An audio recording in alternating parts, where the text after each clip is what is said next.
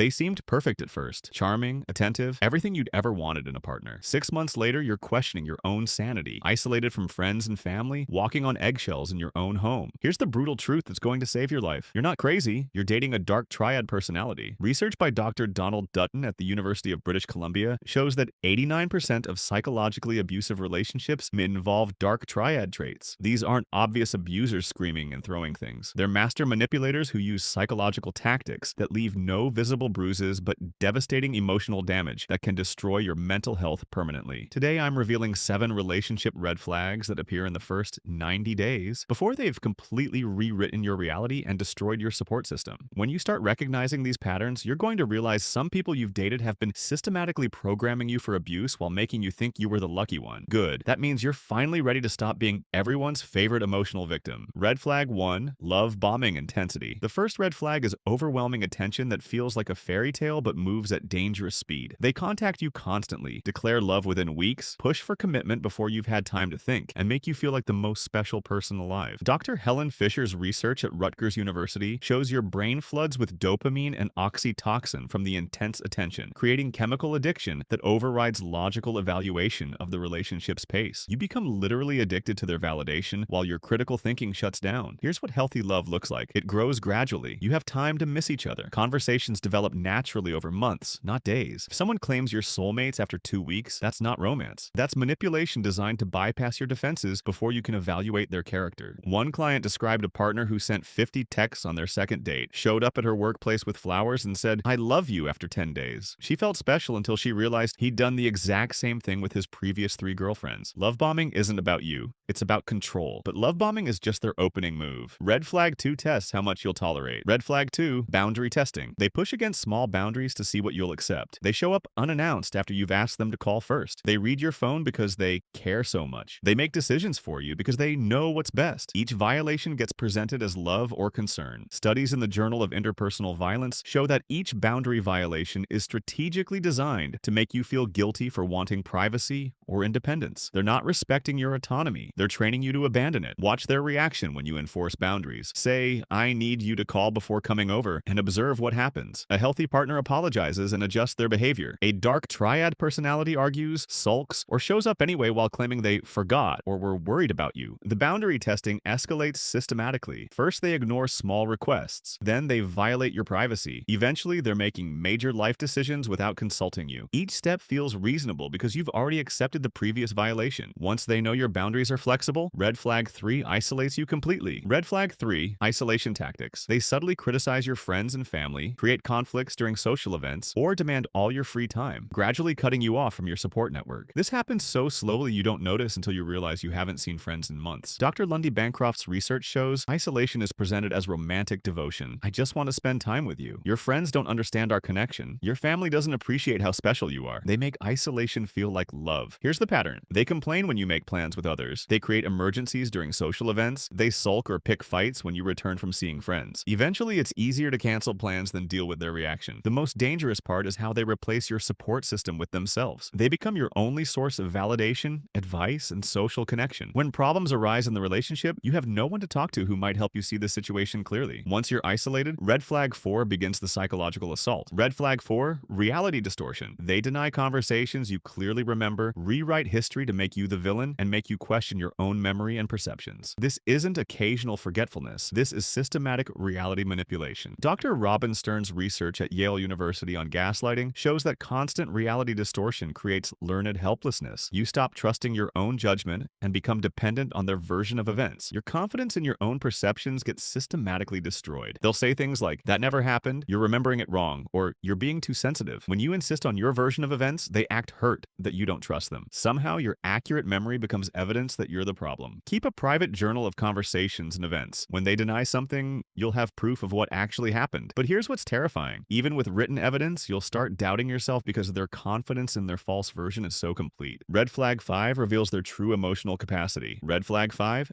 Empathy deficits. They show little genuine concern when you're hurt, sick, or struggling, but expect immediate attention and support for their minor problems. The empathy flows in one direction only. Dr. Simon Baron-Cohen's research at Cambridge University shows you'll rationalize their lack of empathy as stress, busy schedules, or different emotional styles. You'll miss that they may be neurologically incapable of genuine care for your well-being. Notice the empathy imbalance. When they have a headache, everything stops. When you're genuinely suffering, they're too busy, too tired, or they minimize your pain. Everyone goes through that. You're stronger than you think, or at least it's not as bad as what I'm dealing with. They also use your empathy against you. They'll share tragic stories about their past to gain your sympathy, then use that emotional connection to justify their poor treatment of you. I'm only like this because of what happened to me. Red flag 6 shows how they handle any challenge to their control. Red flag 6, conflict escalation. Minor disagreements become explosive fights. They use personal information against you. Conflicts never get resolved, just temporarily paused until the next explosion. Every disagreement becomes psychological warfare. Research in the Journal of Family Violence shows the intensity of their reactions trains you to avoid bringing up problems, giving them complete control over relationship dynamics. You learn that having needs or concerns isn't worth the chaos that follows. Watch how they fight. They don't listen, compromise, or work toward resolution. They attack your character, bring up past mistakes, or threaten to leave. The goal isn't solving problems, it's punishing you for having them. Healthy conflict involves listening, respect, and finding solutions together. If every disagreement becomes a battle where you end up apologizing